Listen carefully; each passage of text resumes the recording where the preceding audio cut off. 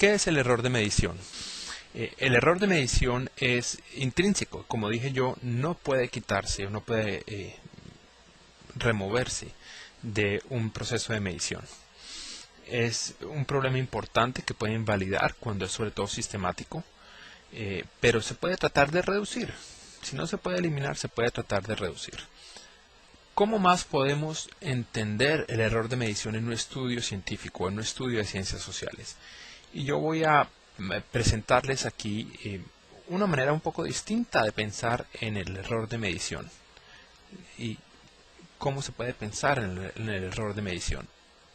Pensemos en el error de medición en términos muy científicos como el error que se introduce cuando estamos tomando una medida.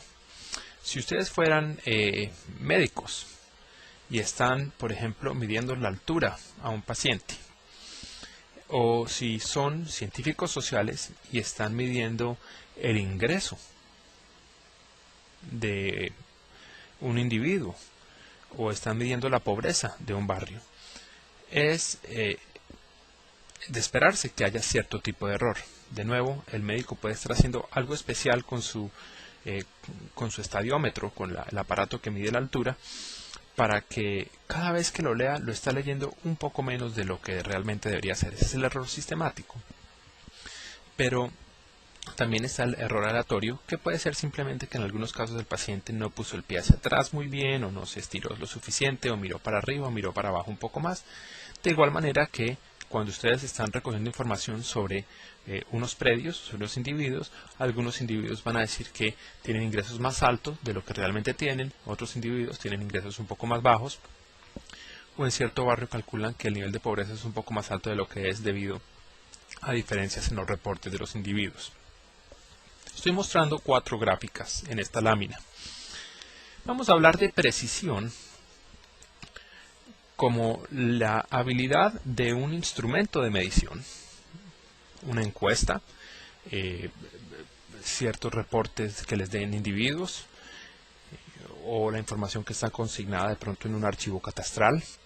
Ese instrumento tiene 2 características. Los datos que recoge ese instrumento tienen 2 características. Son la precisión y la validez.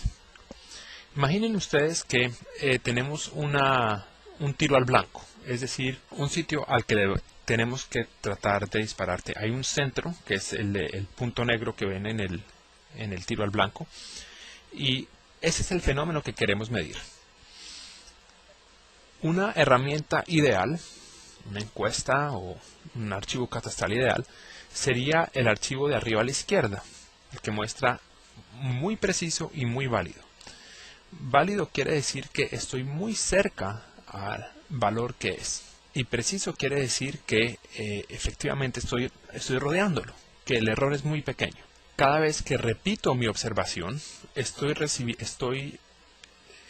recibiendo medidas que son muy confiables y muy similares a las anteriores. Si me muevo a la gráfica de la derecha, la de arriba a la derecha, ese es un ejemplo de un instrumento que continúa teniendo una alta precisión. Cada vez que repito la medición, va a ser muy similar a la medición anterior. Están muy cerca uno del otro, es bastante preciso, no hay mucho error de una medición a otra, pero no es tan válido. Es más, ustedes ven que hay un sesgo.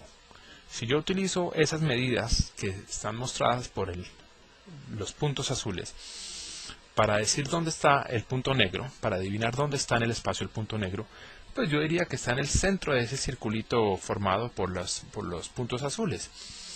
Y en efecto, en realidad no está ahí, está a una distancia hacia la izquierda de ese círculo azul.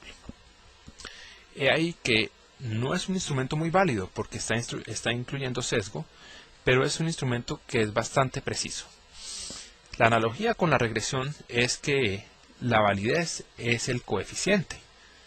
Queremos un coeficiente que sea válido, es decir, que se acerque muy bien a lo que está pasando en la población.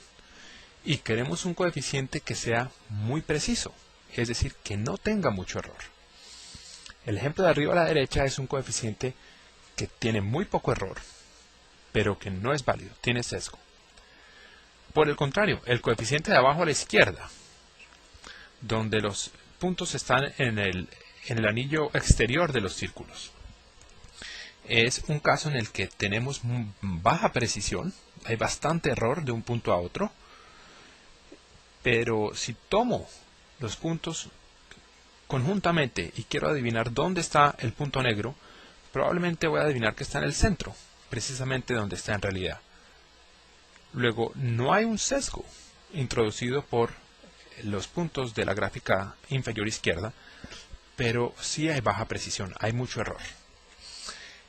El peor de todos es el caso de abajo a la derecha, donde tienen baja precisión y baja validez. Hay un sesgo. Si yo adivinara, estaría hacia la derecha, de donde realmente está. Y de un punto a otro no hay mucha confiabilidad. Igualmente muestro dos ejemplos en este caso, o cuatro ejemplos. Arriba a la izquierda ven el ejemplo de precisión y validez. Arriba a la derecha ven precisión pero no validez. Abajo a la izquierda ven precisión y validez, baja precisión pero alta validez. Y abajo a la derecha ven el mismo fenómeno de baja precisión y baja validez.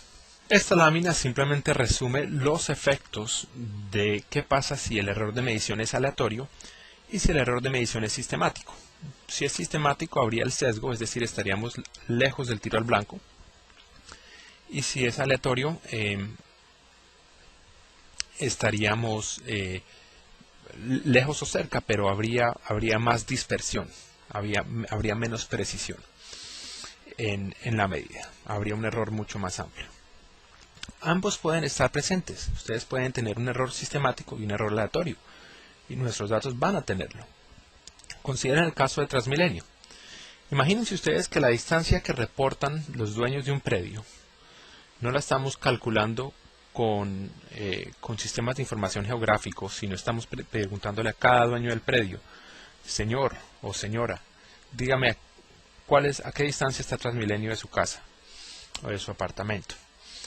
Y los geógrafos nos han dicho que las personas tienden a reportar las distancias muy largas un poco más cortas de lo que realmente son. Es una cuestión de la naturaleza humana. Somos malos en reportar distancias cuando las distancias son muy largas. De tal manera que cuando un predio está a cierta distancia, digamos más de 500 metros, las personas nos reportan menos. ¿Qué sucedería? Estaríamos introduciendo un sesgo. Quiero mostrarles esto de manera empírica. Como lo presenté anteriormente, supongan que en vez de usar un SIG, le preguntamos al habitante del inmueble la distancia. Específicamente